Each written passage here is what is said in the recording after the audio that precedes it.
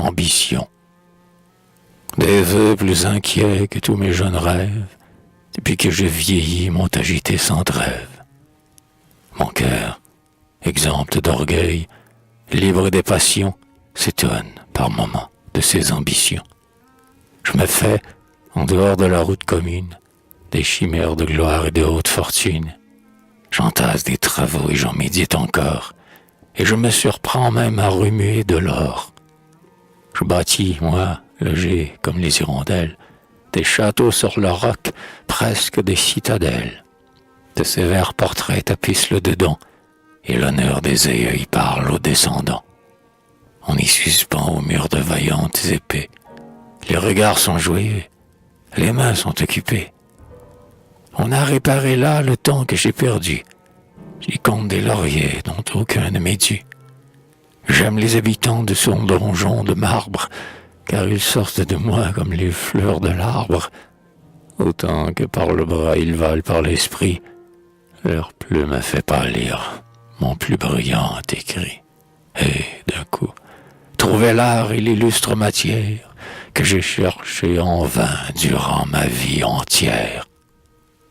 La fleur et le bonheur à côté du devoir, tous les trésors qu'on rêve et qu'on ne peut avoir, tout ce que j'ai perdu et tout ce que j'envie, tout ce qui m'a manqué dans cette rude vie, l'espoir enfin, s'ouvrant sur un vaste horizon, tout ce qui grandit l'âme, emplit cette maison.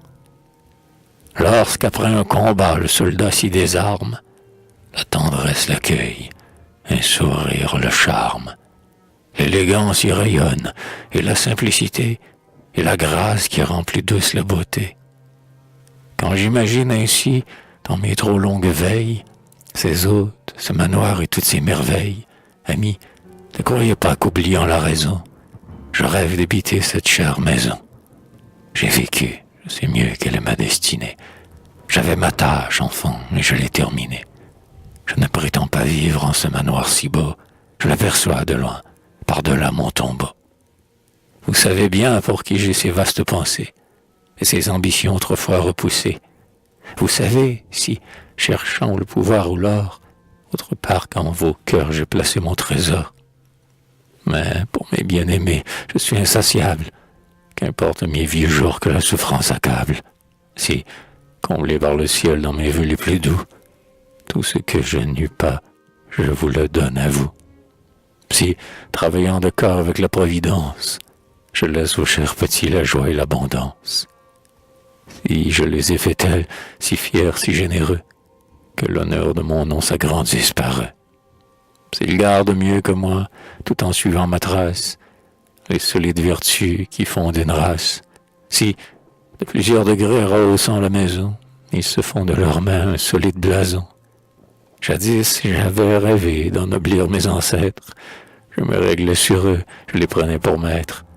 Ils me seraient, au prix des efforts que je fis, bien doux d'être à mon tour ennobli par mes fils. Je sais que peu de noms s'inscrivent dans l'histoire, mais on acquiert l'honneur à défaut de la gloire. On se voit estimer des esprits exigeants. Si l'on n'a pas la foule, on a les braves gens. Fallut-il renoncer à ce lustre modeste? Le bonheur est possible et la vertu nous reste. Et, sous son toit obscur, l'honnête homme a du moins les âmes de ses morts et son Dieu pour témoin. J'applaudirai d'en haut vos victoires secrètes, mais je reprends mon rêve et je vous vois poète. Soldat, penseur, guidant les cités d'un bras fort, et, de plus, satisfait de vous comme du sort, puis, joyeux, animé d'une secrète flamme, capable de goûter les voluptés de l'âme, atteignant de votre art le suprême degré, et touchant les hauteurs où j'ai tant aspiré. Voilà de quel espoir s'aiguise mon courage. Voilà pourquoi je lutte et m'excite à l'ouvrage.